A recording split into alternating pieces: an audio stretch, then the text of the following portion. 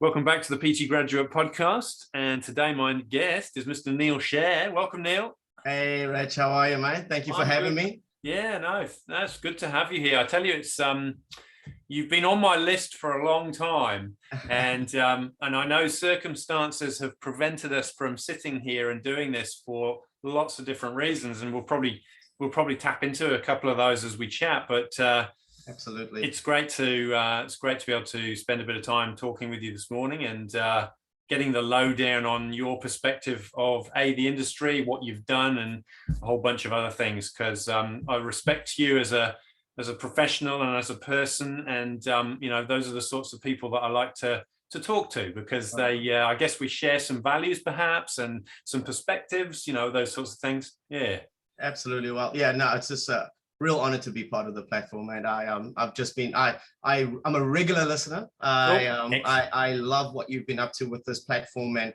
just actually learning a lot of the background stories of some of our industry leaders has been real eye-opening. Things that you didn't know about them, which has been cool. And I think that from a perspective of being a new graduate, listening to some of these golden nuggets being shared by some of the movers and shakers in our industry, I think is just invaluable. So, good on you for this platform. I know, for myself, I am regularly listening to it, because I do find that there's so many cool things and different people, different backgrounds that you have everybody's attention. So yeah, and cool. So like I said, I'm stoked to be here this morning. Yeah, awesome. So I think the first time we met, or so you were on my radar, was when you were working with Jets, because I think we attended a PT Council meeting, and I was like, who's that Neill guy? What does he do? How does he do it? But obviously that there's more to know before those times. So can maybe give us a quick sort of bit of a background as to how you got started in the industry, and what's through to where you are now. Yeah, man. I'll break it down into three parts. There's a fitness professional, and I use that in big inverted commas, before 2007, Neill. So I was in the industry at a very early age, I did my qualification, and actually started as a cleaner in the gym at a local gym in Birkenhead, that I was fortunate enough to walk into one day, and met an amazing gym owner. And again, one of these old school, owner operators who, if you didn't answer the phone within 4 calls, you're fired. So I think I got fired about 10 times within the first 2 weeks. Yeah, exactly. But it's funny how you learn those lessons from that. So it was, didn't really know what I wanted to do. I'll be very upfront with that. I was just, I've always had a keen interest in the fitness industry. There's a few stories of my family and their experiences, and there's some trainers in our family back in South Africa. Right. And so I've always had that interest. And from a sporting perspective, my background's rowing, and so high performance stuff around that. Yeah. And so anyway, I land up in this gym, and got really inducted into the world of health and fitness, and Tony, who's the owner, his perspective of it. And at the same time, while that was all going on, I also got qualified as a hardware technician, and was working at Hewlett Packard as a hardware engineer. So I had my sort of foot in both camps, I guess. But again, just really not treating the industry or my role with a lot of respect, to be very honest. It's just hey, this is cool. I get to come in, meet some people, have good yarns, because I love talking to people, and I love meeting, different backgrounds and finding out what they're up to. So that was pretty cool, sort of appeasing that side of my character. That was about as much of the interest that I had at that stage. And I guess I came to a point in my life then where I was like, well, I need to make a decision. And what I really want to do I want to sit in this cubicle fixing laptops for the rest of my life? Or do I want to actually pursue what I was really passionate about? And that's when that bug started biting, is helping people and seeing that transformation occur in the day-to-day life. And that's what happened. I sat down with Tony. I said, look, this is what I want to do. This is where I want to go. And he really assisted me through that whole integration, from just a normal fitness instructor, cleaning the toilets, loving the smell of antibacterial spray in the morning, all the way to actually taking over and managing his gym. Right. And yeah, so that was very early on. I actually took over from him, and started actually just, sink or swim, gym sales, retention, all of these things was all new to me. And and then I really came to what really, accelerated my to where I am today, I would say. And I know a lot of people, a lot of gratitude in this. And it was when Tony said, look, why don't you go back and do not get requalified and just go back and learn more about the science behind what we're doing. And, I've just been becoming quite complacent on that side. I was learning all the business side of things. And I just felt that I needed a bit of a ramp up. And then I landed at the College of Fitness. Ah, yes. Yeah. Yes. And so grateful, Sophie was there, the course coaches were there, met so many awesome professionals that have made some real waves in the industry since then. And I know you had Helen on, last week. I mean, and what she's been up to since then, and yourself included, and many others that, that I can name. And so that's when things really started falling into perspective, talking to Sophie on quite a regular basis, talking to the other course coaches and having an understanding about their vision and what the responsibility of a fitness professional is, which wasn't really shown to me at that point, And a lot of things started happening from that point on. So it's like, pre 2007 and then real post 2007, where ended up actually being a student of the year for the college and things. Nice. Cool. And thank you. And then things just started happening. Tony ended up selling this gym, and we had a new owner came on board who really taught me a lot more things about business. And then wow, I could go on forever. Ended up at as the health and fitness service director at the Millennium Institute. So I ended up running that. And then from there, got an opportunity to go into Jets, initially as a personal trainer, then as a club manager, regional manager, and ended up as national PT manager of the entire platform. And I believe you had Sam on recently. Yeah, that's right. So I was doing what he was doing. Pretty similar story to what Sam did. You went in as the development manager, things like that, and then has just recently taken over from Jason, I believe. So that's right. He's I think he's got a big job ahead of him. But from what it sounds like, he's got all the tools in the toolkit. That's for sure. He seems like he knows what he's about and what he wants to achieve. So love that. Love that. So then there's that, and I'll go through all of that, Rich, and then there's a post 2016, we'll say, and a new evolution of myself in my career. And it all started with me becoming extremely sick. I was actually North Island academic director for NZIF. And woke up one morning and I couldn't swallow. Couldn't swallow, and spoke to Jojo, my wife, say, hey, something's not right here. And long story short, turns out my esophagus stopped working, completely paralyzed. Really? Completely paralyzed, mate. Stomach valves not opening. Apparently there's only been another 3 recorded cases in New Zealand. And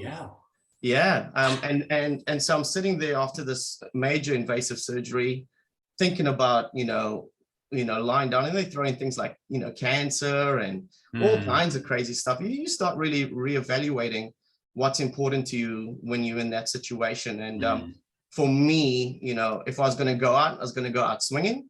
And the only way I know to do that, mate, is to make a whole lot of connections and change a whole lot of people's lives while I'm doing that.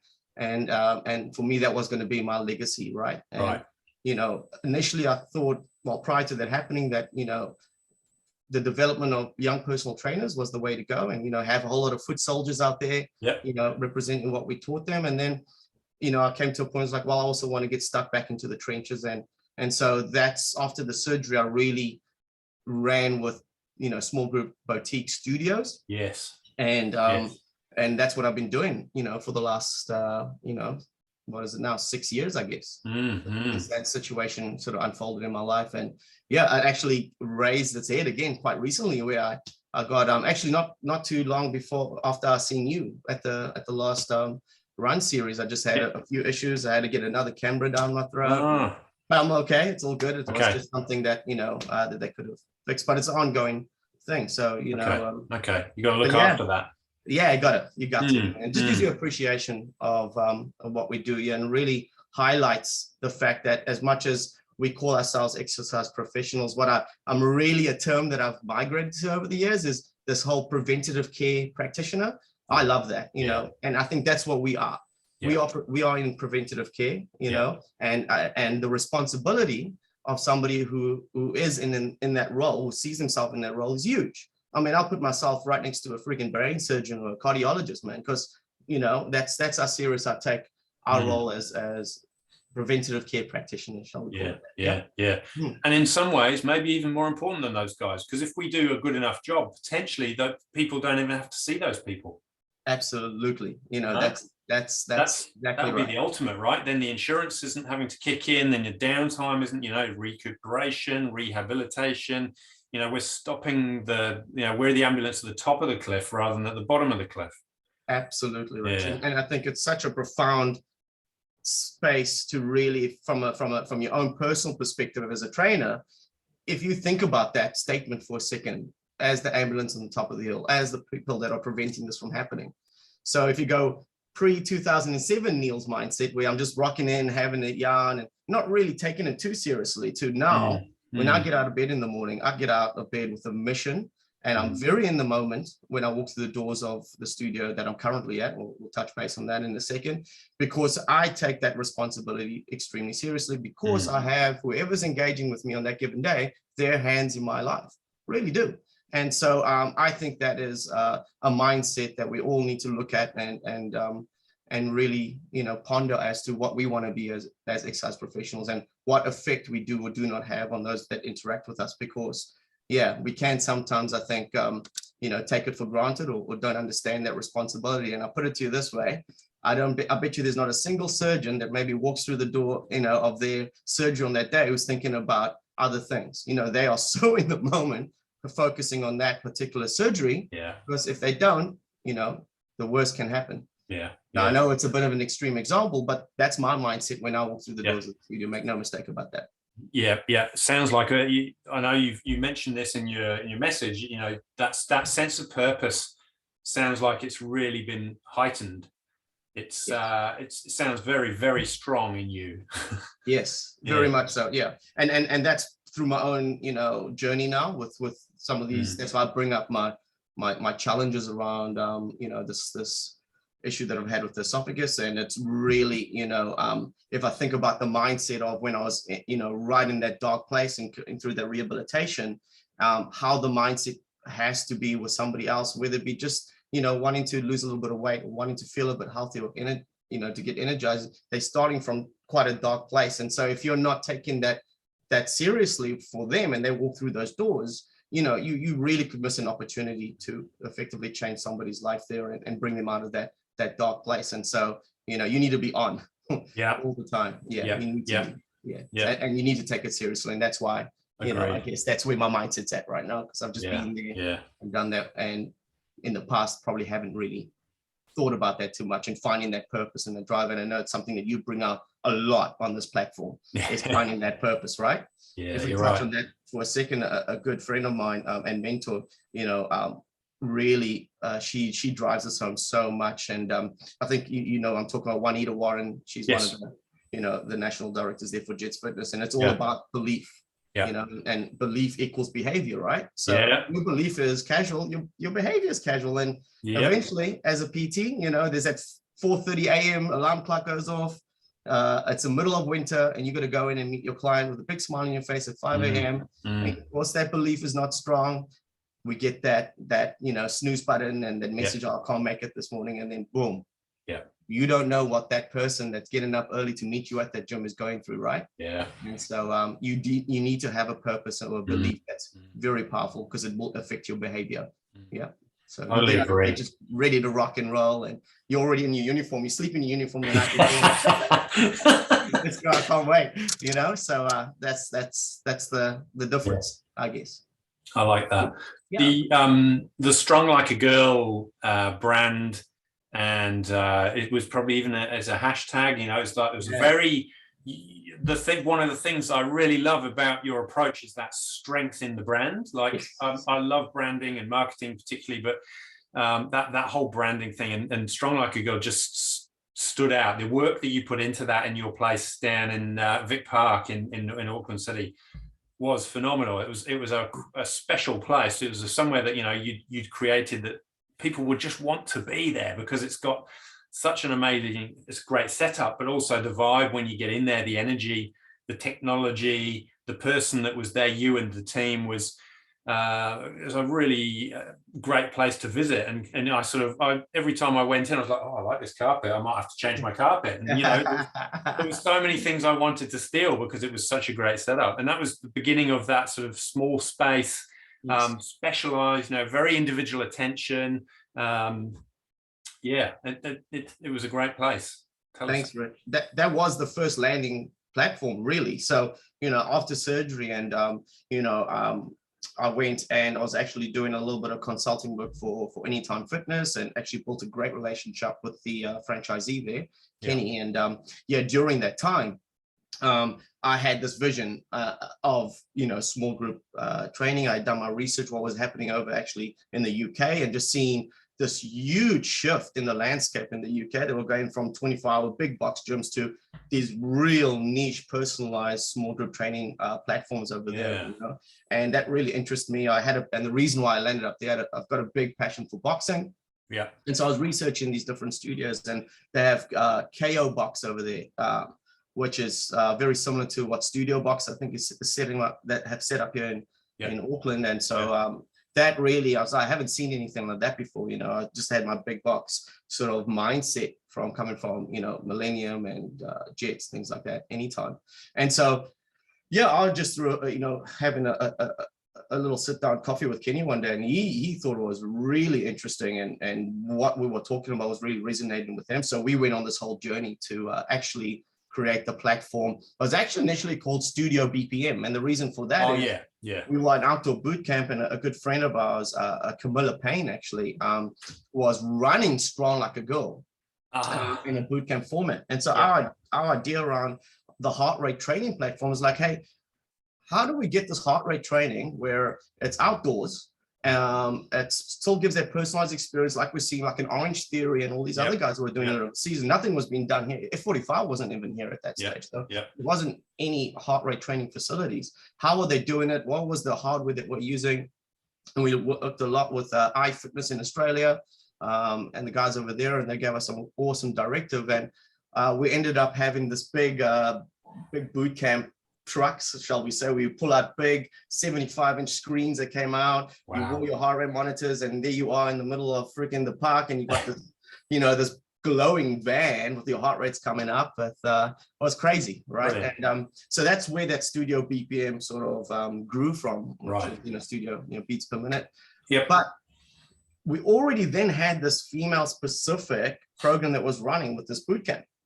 And, you know, sat down with Camilla, and we said, look, we want to run this program within the studio and, you know, build on all the work that she had already created at that point. And so, and then when we opened the studio, lo and behold, guess what program supersedes everything was Strong Like a Girl. So it wasn't an intention to run a female only studio, but that's just how it ended up. And it was just a few years of just absolute hard work. Don't get me wrong. Really trying to understand the nature of small group personal training, boutique, and putting that personal into it. And we were so fortunate with having a great team over there that, you know, I couldn't speak highly of, and they've gone on to do some amazing things as well. And we just had a real effect on everybody. To this point, I still do, you know, regular catch-ups with the members, and they followed me along my journey, some of them, and which has been good. But you know, Rich, we end up, you know, 2 years ago, first lockdown, and this guy freaked out. I'll be very honest with you. I did not know how to combat. You know, you spoke to Helen about online training, and that, you know, we're a high end in terms of the, what we were charging at that stage, high end of the spectrum. Yep. And you telling me that now I have to give that same experience in an online environment. How do you value, how does that charge work? I'm not too sure. Yeah. And I just, we're trying to navigate, in 2 weeks, you go from having an awesome membership base to 70% gone. Yeah. Because people they themselves started freaking out. They needed to save some money, and a lot of people doing that work. So, we ended up, in a short amount of time going from just riding this huge high of this amazing studio to doors closed, bang, bang, bang. Yeah, and, it was tough. It was. In retrospect, looking back, I could have done a whole lot of things a lot better. But you don't know what you don't know. Ignorance was complete. No, it was a once in 100-year event for, it just happened to be this generation. Well, obviously, there's parents and children as well, but it's something that we've had to deal with quickly and pivot. And depending on your business model, some are more suited to that pivoting online as opposed to going, well, some aren't. It just doesn't translate, does it? No, that didn't translate for me. I am a face-to-face. I want to feel your energy. I want to have that moment with you. And as much as I gave my all on the online. For me specifically, I guess it was a big about job satisfaction. Just having that real engagement. And I didn't feel it was actually happening, and then therefore I didn't feel it was valuable to the consumer on the other end. Yeah. And so, you really, what we did was undervalued, I think, that experience that we were given. We went for more of a lower rate charge. And at the end of the day, that's not going to be enough. I won't even discuss the leasing issues that we're having. That was a complete nightmare. So we just ended up saying, hey, too hard basket. And, we walked away. But I think within that failure, there was and I'm going to call it a failure because there was a lot of learnings that went into that. Quite recently with another studio that I opened and built, and I know that you guys went with Dave, with the HMC and things like that. Had that experience, to see that second studio, but then a very similar situation arose recently, and having gone through that before, we were able to pivot and deal with that, and actually ended up in a situation where we got an offer that we couldn't refuse in terms of the studio, and we managed to sell it and let their journey continue with some of the trainers that were there, which was great. Came up with that one, really successful. So it just shows you same scenario, two different platforms, completely two different outcomes. So I guess, and that was my first tip, because I know you're into your tips at the end of the podcast, but I'll put one right early on. Yeah, go for it. Is that rather try something and fail than not to try it all. And I think that's the worst thing. If you have an idea out there, if you think that, hey, I think this might work, you just go for it and work with it and see. And hey, if it doesn't work out, that's okay, because you're better off than where you were. And you said failure, but as soon as you said failure, you said lots of learnings, right? Yes. So Michael Jordan doesn't believe in failure, does he? He just believes in lots of learning. I think that's my own perception using that word. You know what I mean? It's because I try to bit of a perfectionist, mate. So if it doesn't finish where I had that goal, that intent, then I look at it like, man, I hear you. Yeah, it's that's a tricky one to get your head around sometimes, when you do set yourself an expectation when you have high standards and something doesn't eventuate. It's quite hard to go, okay, that's fine, it wasn't where it was supposed to be, but making yourself okay with that's the hard bit. It's just a process, I think, isn't it? It absolutely is. And I'll tell you one thing then, if you're learning from that, to your point there. So we go prior to the selling the last studio, looking at what's happening overseas. So this is how, you learn, right? And I'm going, hey man, what I'm seeing overseas is that these studios are still closed. These gyms are still closed. The lockdown protocols and all that was happening, which wasn't quite here yet. And this third and fourth wave that was happening is like, well, this is going to happen eventually over here, right? This is going to happen. So what can I do so that I can make sure that the studio can operate normally, that we can reduce overheads like, paying myself, paying staff, paying salary and all of these things, so that we don't have to land back into Studio One situation. Yeah. And then I looked at, oh, well, what is flourishing overseas? And, oh, okay, there's things like, essential workers. Now, what can I do as an essential worker that can work around what I'm doing here? And ended up, jumping behind the wheel of a truck. Yeah, I saw one of your videos. So I had this heavy truck license, and was fortunate enough to go and work with a food and beverage platform just down here. I think you might know Gilmore's. And was responsible for the long haul up to Mangawhai, delivering kegs and things. So I ended up, it was cool because I was able to go in the morning, do our sessions with the clients, jump in the car, go back to Gilmore's, jump in the truck, go deliver some kegs, and completely contradictory to what I was supporting in health and fitness.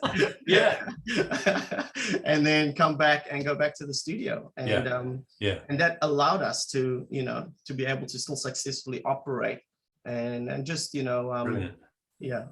control what we could control, really. And actually like control. So I've become proficient in pivoting like a ballerina when it comes to,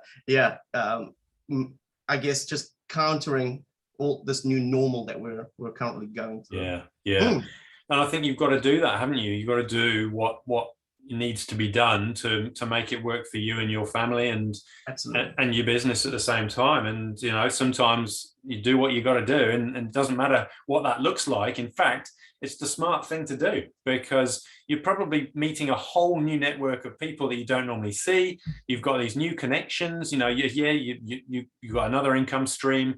You just never know what comes from some of these things, and being closed-minded about, oh, I'm not going to do that because, that's beneath me or any of that. That's just so short-sighted. Rich, nail on the head. And that's been the biggest thing that I got out of this whole experience.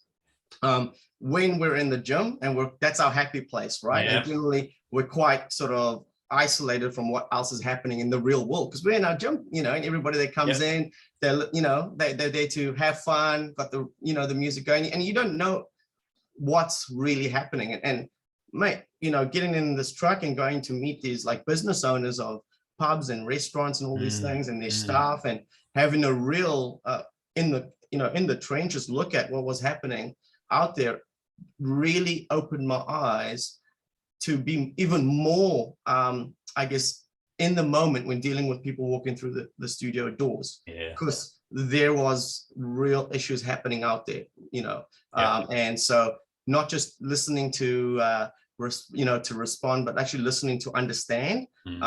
Tip number 2, thank you. You got that. All right. Is so important. If somebody comes in and if you're not just really focusing on that moment, and you miss a key word or action or just body language, where okay, I need to put on my care hat here, and let me just ask a few more questions and see if I can help, and really just reassure them that they're in the right place, then it's a missed opportunity. So that really gave me a real insight to that whole situation. Then the other big thing was frigging truck drivers, man, and the real challenge that these guys and girls must be going through, just physiologically, sitting down, driving, you're in that hip flexion all day, you jump up, and then you have to jump up and then shift some weight around, whatever that might be, just the injury mechanisms. So that really sort of helping out a few of the guys, and the others just doing some prehab stuff to actually pull the body up before they get got behind the wheel of a truck, because ultimately these trucks are loaded weapons, mate. So that was another whole aspect, and something I'm just going to share my idea there. But I think there's a whole lot of opportunity around wellness programs within these big trucking companies. So take that, guys, out there. If you want a solution, I think there's something really that industry is desperate for at the moment. So absolutely it just gives you a quick insight, doesn't it? You just realize there are some real opportunities out there. And then, you can look at it two ways. There's an opportunity to make some money there, or there's an opportunity to help a section of the population who don't have all the tools necessarily to look after themselves because their job requires them to be in this position all day. I mean, people in offices, they can stand up, go and get some water and stretch their legs and do some mobility stuff. Truck drivers can't do that. They've got to sit there and stay there. So yeah, they need some long periods of time. Yeah, absolutely, man. Yeah, absolutely. And then another benefit there, I got to listen to a lot of Joe Rogan and a lot of PT graduate podcasts while in the outstanding. The camp. So yeah, I'm not sure. I'm not sure I'm quite competing with Joe yet. Oh no, don't worry. You know, I think that you're way ahead, mate. Way ahead. All right. It resonates with the people that need to resonate. That's kind of you. That's very kind of you. That's the most important thing. I'm thinking about something you also mentioned in your notes, which was about, you know, this growth of boutique, you know, I guess small scale exercise facilities. And, you know, there are lots of, it seems to be a few franchises popping up now. There's a new one, BFT, which is coming from Australia, I think. You know, that it is definitely the trend that these smaller spaces are becoming a popular. F45 seems to have found itself, and it's pretty solid, I think. Do you think it's the business model? Do you think it's the soundest business model? Because being slightly smaller, the overheads will be lower, but if you can fill a room, you're not going to be that far off in terms of numbers to, say, a big box like Les Mills, who would have much bigger overheads, and therefore it's a more profitable proposition. Yeah, so having my foot, or had my feet in both camps, from a business perspective, yeah, absolutely, this is a profitable platform and really something to look at, because you can fit one of these spaces, and the ones that we built, and one that I'm actually working for now, which I'll touch at the end of this with 9 Round, is it's a small footprint.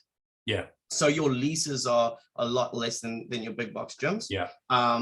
The opportunity to go into a lot different areas where the commercial sites are, you know, you don't get a lot of these big ones now, right? But there is a, you know, it's land of milk and honey when it comes to these 100 squares, 120 squares commercial spaces. So you can really go into communities that haven't actually had a training platform before, or a gym. They have to travel to that gym. So that's really good. But per member spend is higher.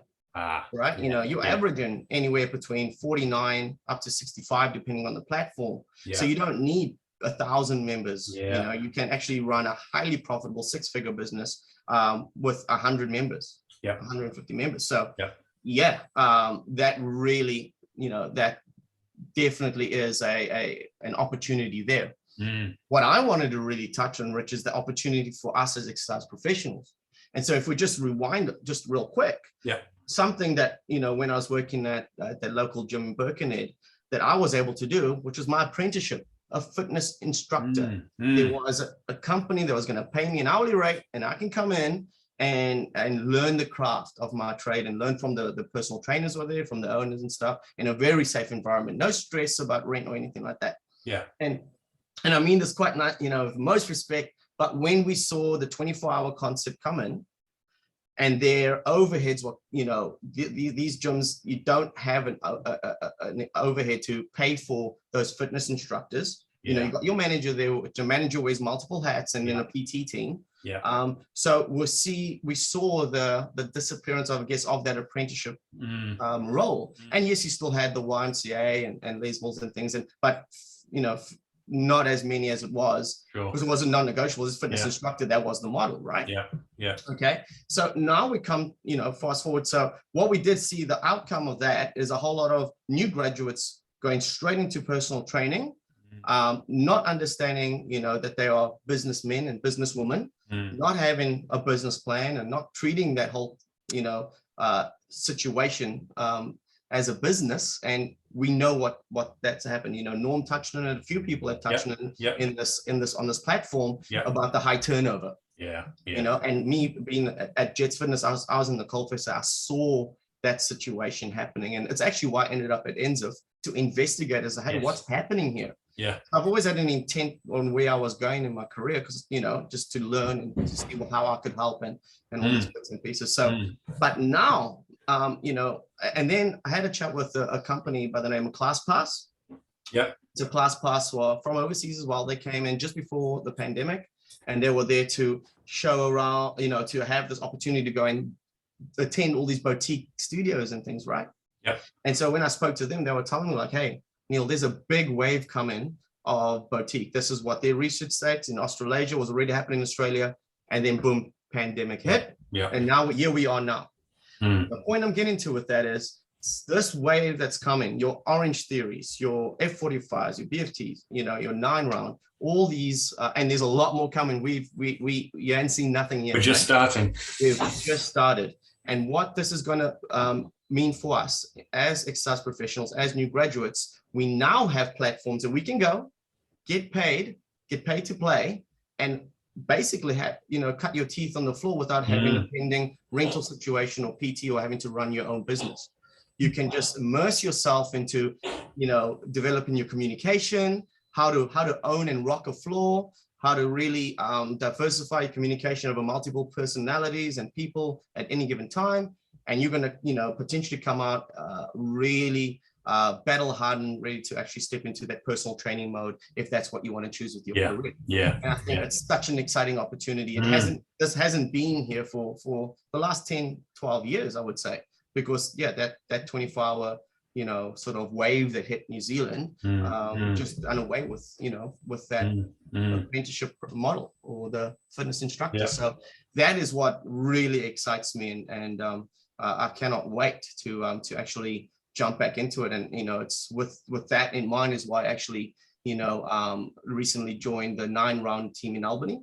Yes. Which is this awesome brand and franchise. And, you know, seeing the trainers that are there now, hey, what do you know? There are some experienced guys coming in who have a passion with this particular place, which is boxing and kickboxing and sharing your knowledge, which is great. And then you have the new graduate, literally just left the college and are looking at, you know, learning and developing themselves and finding where they want to go. And so I'm just excited because it does mean one thing, that hopefully we can see these real passionate trainers coming out of graduation and just staying longer, just having an opportunity to stay longer and therefore find their way. And I think that's a rising tide will raise all ships. You'll see a new generation of very smart trainers come out of this. So that's very, very, very exciting. Yes. It is exciting, and I hadn't ever given enough thought to look at it from that perspective. So you've really helped me sort of understand how that's going to impact the industry. So yeah, it is a good opportunity and it is an exciting time. I suppose now we just want some certainty, don't we, so that we can just get head down and start building some momentum. Well, absolutely. I think the industry is going to do it itself, right? You know, I've been speaking to you know, a few of the operators that run like the imports for, you know, commercial gym equipment, things like that. From Life Fitness, Colin from Life Fitness, and he was saying, Neill, from, you know, they're the ones who are supplying the gear, and it's just getting started. So make no mistake, I think the whole industry is going to be put on notice. From an ownership perspective, you know, the whole industry would be put on notice to say, hey, there's a new service expectation. And so this is what it is, right? So you pay for what you get. And so I guess at the end of the day is when you have your high-end, high service, personalized experience, and this is personalized, make no mistake. These, I'll make a generalized statement. It's not all of the boutique studios can deliver on this, but a fairly big percentage of them are able to personalize your experience, but in a group of like-minded thinking individuals. Versus, you know, the buy gym membership, come in and do your thing. Both present great opportunities, and I think that would be my third tip is that okay, I'm a new graduate and I want somewhere safe to go and to learn and to hone my craft, and that's a definite platform that I'll look into, the small group personal training boutique studios. Then you have, again, this is my bias, I guess, but your Jets or your City Fitnesses. This is, if you're that way inclined in terms of having a focus on just running your business yourself and being a contractor, you know, I have about 4 different memberships in 24-hour gyms, and what I just because I like to see what's happening. And when I look at it, what I am seeing that's not happening is a presence of trainers on the gym floor. I don't see it. And Helen actually brought it up on Friday. that was when she went there. You Yep. don't see it, but the way I see it, I don't see that as a problem. I see that as a huge opportunity. If you're going to position yourself in there, they're going to look after you. Jets Fitness, Sam was saying, I think they got one of the best rental, inductions that they have at the moment. Yep. And oh boy, it doesn't take a rocket scientist to figure out, well, if I'm the only one there, and I've got an engaged database, and you just have some simple systems, you're going to become very successful. So I think that's another opportunity that's just sitting there. And not a lot of people have looked into that going, hey, no, you're right. Yeah, it's just there, and you have a ratio, 1,000 members to maybe 1 or 2 trainers. Yeah. The world's your oyster. We'll have to go into some of those systems in a part 2, I reckon, Neill, because I suspect that you've probably got a list as long as your arm of things that people could do once they're in that situation to leverage that number. And I've got 10 tips, so we can do that in volume 2.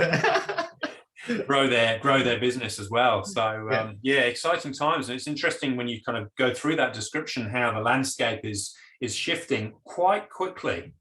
It is. And I don't know if we have really sort of taken a step back and just have a look at what's happening. It is so exciting, Rich. I can't say this enough. And the only reason why I'm in that mindset now is because I've literally not been in the industry for almost 6-7 months. I've just come back. And the whole time just been observing what's going on, and it is definitely a new time for us. And I'm excited to see what the next 12-24 months actually where we end up on on this journey, because I think there's going to be so many international brands over here. In fact, I've seen one in the UK where it's just treadmills. They've gone so niche. It's just a room of freaking treadmills, man. So if you can do it with a spin bike, why can't you do it with a treadmill, right? There you go. And those things are operating in like 60-70 square studios. So where this is going to end up, I think I know. If you just look at what's happening overseas, you can see where it's going to go. How that works within the New Zealand landscape and where we're at right now, because we're sort of last cab on the rank with this whole pandemic, and where things will happen in the next 6 months. Will dictate on the speed of the rollout of these new platforms, but they are here. They create great opportunities, and it's a very exciting time to be an exercise professional. Where it goes. So awesome, Neill. I appreciate that. It's a really good insight that you bring. You've given me, you've named the 3 tips. You've marked those, so people listening know exactly what they've got. So I don't need to kind of go, right, it's time for some tips now. You've sprinkled them in along the way. But what I'm going to do is steal a line from John Kerwin's podcast and say, who should I interview next? Oh, there's so my mentor, my number one guy that I owe so much to where I am today would be Mr. Paul Brown. Mr. Retention. And I have had the opportunity recently. Paul has actually started his own boutique studio. Called Paradise Fitness. Okay. And is he in Oz? Yeah, in Oz. And I had the pleasure to just do a little bit of work with him, setting that up. So that was talk about a full 360 journey to go from a real student under Paul and learning a lot from Paul around retention to actually being able to assist him setting up his own studio. It's just such an honor for me. Brilliant. I just think that his whole idea around the same topic about small group personal training boutique studios, his insight is extremely important, and I think that would be great.